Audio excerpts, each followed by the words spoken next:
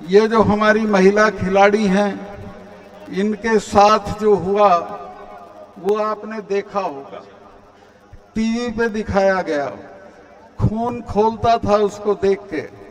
और ये मन करता था कि अभी जाके जो लोग इनको घसीट रहे हैं उनके साथ कुछ न कुछ कर दिया जाए।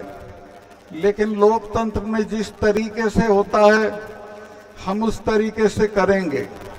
ब्रजभूषण को भी हटाएंगे और जो सरकार उसका समर्थन कर रही है उसको भी 2024 में 100% हटा देंगे, ये आप मान के चलिए। मैं तो आज की सभा के बाद सीधे जाके राजस्थान में कूद जाऊंगा, वहां चुनाव है।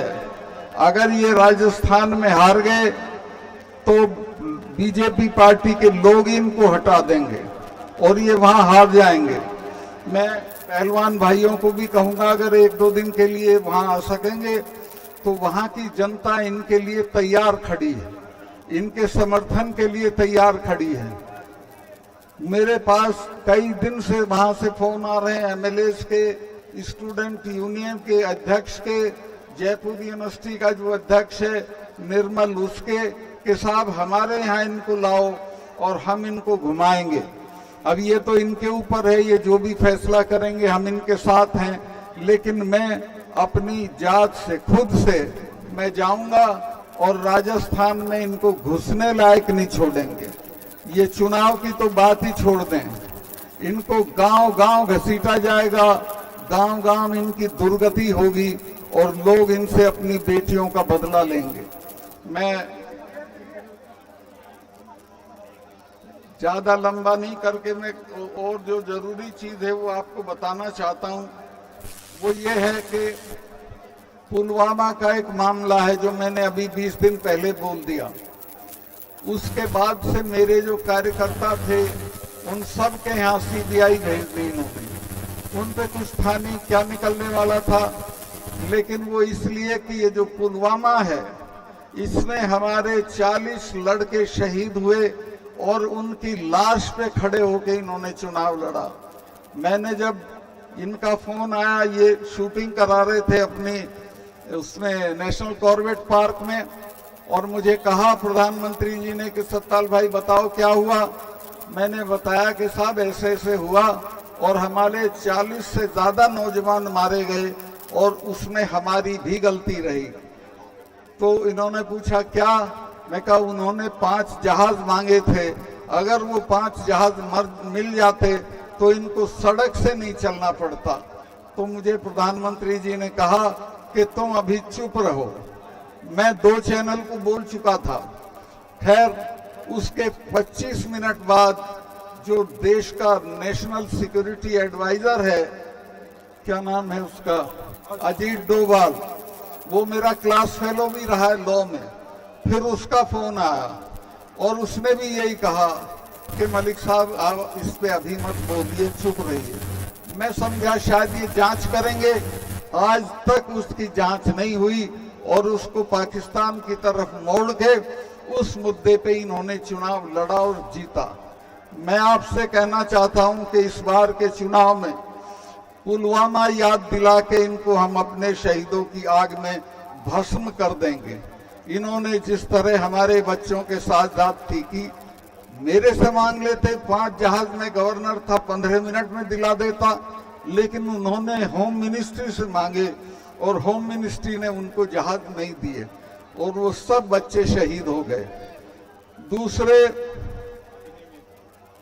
जब ये किसानों का आंदोलन चल रहा था तो आपको याद होगा 4 महीने तक कोई बातचीत किसानों के साथ नहीं हुई।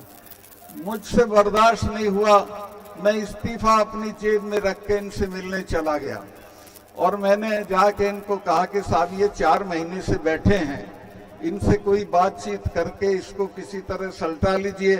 तो बोले नहीं सत्पाल भाई ये चले जाएंगे। तो मुझे बहुत गुस्सा आया। मैंने कहा साहब ये ऐसे नहीं जाएंगे, तब जाएंगे जब आप चले जाओगे।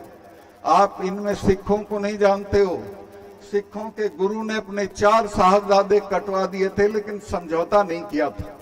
और ये जब ब्लू स्टार किया था मिसेस गांधी ने, उसके बाद 1 महीना मिसेस गांधी ने 1 महीने तक महामृत्युंजय का पाठ कराया था। अरुण नेहरू मेरे दोस्त थे, उन्होंने कहा बुआ आप तो इसमें यकीन नहीं करती थी, तो मिसेस गांधी ने कहा कि नहीं भैया तुम्हें पता नहीं है, जिसने भी इनका स्वर्ण मंदिर छुआ है वो आज जिंदा नहीं है, ये मुझे मारेंगे। और वो मारी गई, जनरल वैद्य मारे गए। तो मैं कहा साहब जिन कौमों से लड़ो उनके बारे में जान लो कि लड़ किन से रहे हो, और इनके साथ ये हमारे वाले हैं, ये तो 6 महीने लाल किले पे चढ़े रहते हैं। इन्होंने तो अकबर की कब्र खोद के उसका दाह संस्कार कर दिया था। तो ये लड़ने की चीज नहीं है, ये बातचीत करने की चीज है। लेकिन उस वक्त प्रधानमंत्री बहुत घमंड में थे। 2 महीने बाद तो माफी मांग के वो कानून वापस करने पड़े। और इसी तरह मैं बता रहा हूं इन बच्चियों का, आप इनको समर्थन देते रहिए, माफी मांग के इनकी मांगे मानी जाएंगी और ये जीत के निकलेंगे। ये सरकार 24 में अगर आप नहीं हटाओगे तो आप हट जाओगे। खेती को खत्म कर देगी, फौज को खत्म कर देगी, अग्निवीर ला के फौज को तो वैसे ही खत्म कर दिया है। तो ये हमारे सारे रास्ते जिंदा रहने के बंद कर देगी। लेकिन अगर आपने हटा दिया तो फिर वाकई एक अच्छा वक्त इस देश में आएगा।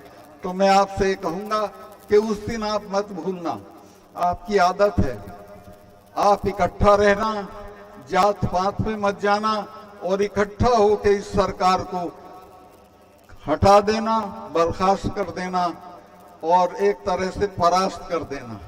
बहुत लंबा में हो गया।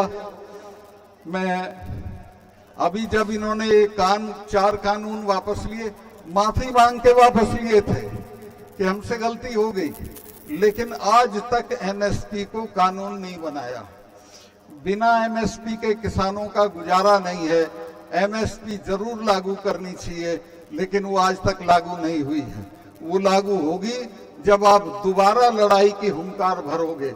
और मैं आश्वस्त हूं कि किसानों को एक लड़ाई दोबारा लड़नी पड़ेगी। वो चाहे चुनाव से पहले लड़ो या चुनाव के दिन लड़ो, एक लड़ाई और लड़नी पड़ेगी एमएसपी के लिए।